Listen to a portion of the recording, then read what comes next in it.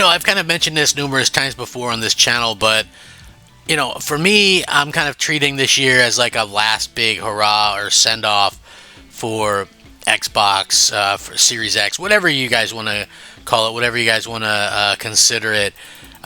For me, I just really do think that it's something that you have to kind of just understand where I'm coming from with it. And I know not everybody will. This is factually a good video, but real quick, it's like, yeah, I'm disappointed that Xbox is never going to be the same.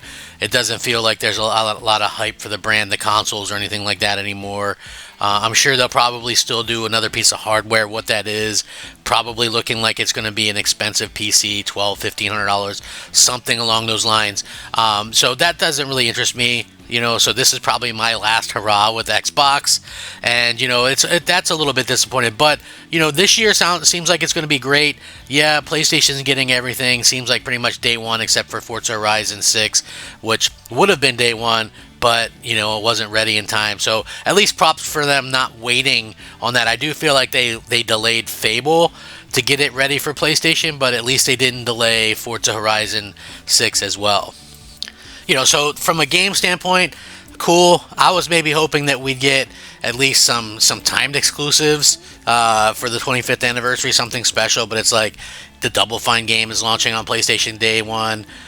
The Fable game is launching day one. Halo is launching day one on PlayStation, and likely Gears of War will as well. So a bit unfortunate, as a fan, but at least from a standpoint of being a Gears of War fan, it looks like Gears is going back to its root, according to a new update. Gears is going back to its roots, and, I couldn't be happier about it, to be honest. Like, that's a good thing. The Coalition has been, up to this point, light on details about the upcoming Gears of War E-Day, but a new interview sheds a bit more light on what the team is going for, and all it has made me incredibly happy and excited to see the game in action. I'm sure we'll see more this summer at their showcase. As expected before Microsoft properly unveils the thing, there was talk with Games Radar in light of the details, but it does give a better details overview, or whatever the game's core, what they're adding for. And you can kind of tell a lot of this through what they were sort of doing in the first place, right? Like with how they were kind of treating it, with like the vibes that you got from the trailer. You could tell they were kind of going for a Gears of War 1 sort of aesthetic and vibe. So, quote, "Our story is set over consecutive days so that players can become intimate with the city. We want them to feel the loss of what was here, the history, the people, and the lives they were living. You'll get to visit downtown city streets, historical landmarks, military installments, industrial emulsion, refineries, and even forested outskirts." So the city is known as Kelowna, could host one of the most emotional and heartfelt stories in the entire series, if the team is to be believed. That would take some doing after what went down with the original trilogy, but definitely thinking the setting and, having the game around Emergence Day, when the Locust first appeared on the planet of Sarah, gives them the best chance at doing just that. And they had other stuff to say as well. Quote, "The story of Emergence Day is really about what happened to the people of Sarah. It was a massive worldwide event, and we wanted players to feel the impact. So we decided to set this game in a single city. We think it has potential to be one of the best stories in the Gears franchise, and certainly the most heart and emotion when you're looking at Marcus, Dom, and the origin of the Brotherhood that they forge in this game." The interview doesn't go into detail about the modes and gameplay options present in Gears E-Day or anything. We suspect that probably it'll come around the summer when the Coalition, not scheduled for the Xbox Developer Direct that just took place, but probably this summer. The team does hype up this as a celebration of both the past and what's to come in the future, and a big way to celebrate the 20th anniversary of Gears. Obviously, it's going to be very interesting to see what they come up with, because listen, like,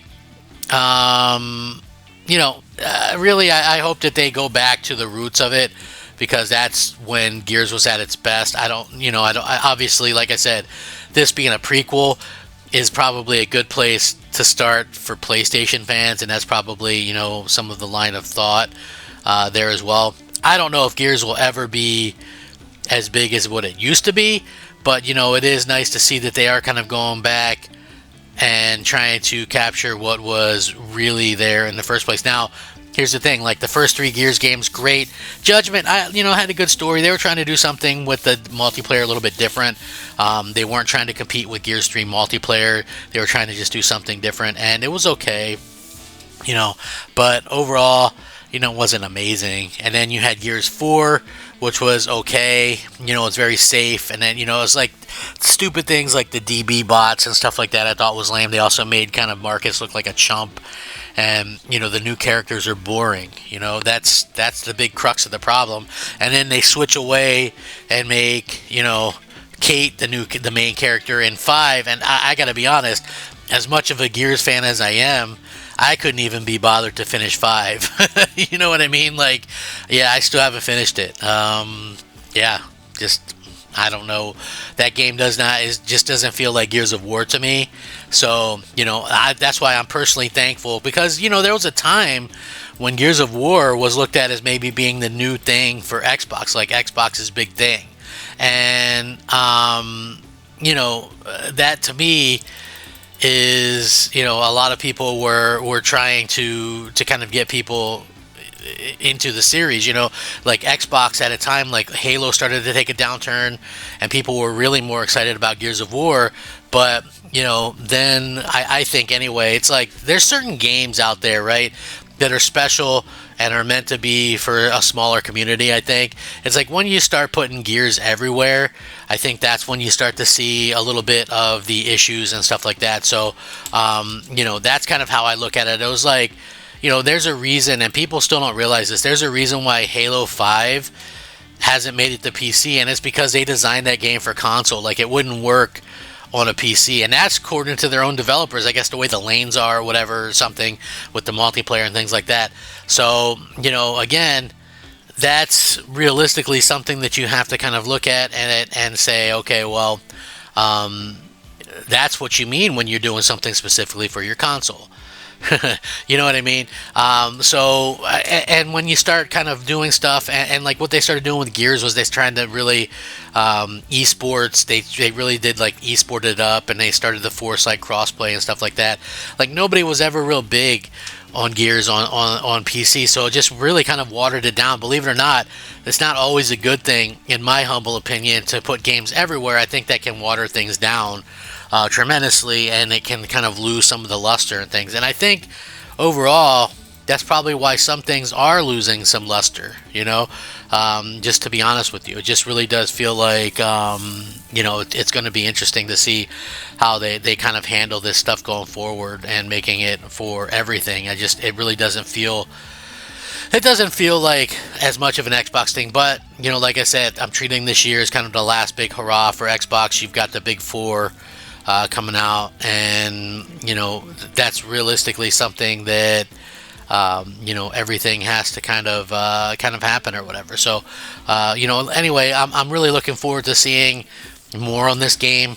Obviously, I'm sure I'm probably not the only one to kind of think that or whatever, but hopefully you guys are excited too. I know there's probably some Gears fans out there, and this is going to be something that a lot of people are going to be amped up for. Like I was actually hoping for a new Halo game, this year. It's like they always miss the big anniversaries of stuff. They're trying to kind of play off the nostalgia with the doing the game. The first game yet again. It's like, I don't know, this is like what, the second or fourth time that they've kind of redid the game or whatever. But for me, it's just kind of a bit frustrating, because how can you not have like Halo Infinite was such a debacle? How could you not have something ready 5 years later for the anniversary? I don't it's like really, really bad management. But the fact that we are getting something Halo at least is cool. Gears, cool. I'm excited for that. I hope that it ends up living up to the expectations. No offense, but like Gears is a dude bro thing. Like, why? I never understood the point and the thought process of making it anything, trying to make it something that it's not. And that's realistically exactly what kind of people are talking about when they think Xbox.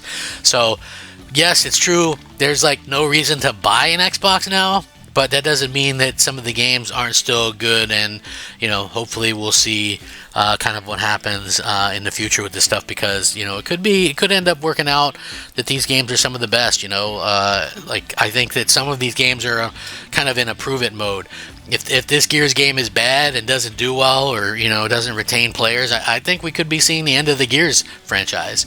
I don't really see Microsoft investing heavily into it if people aren't into it. So anyway, let me know what you guys think. Rack 'em up. Crap Gamer out.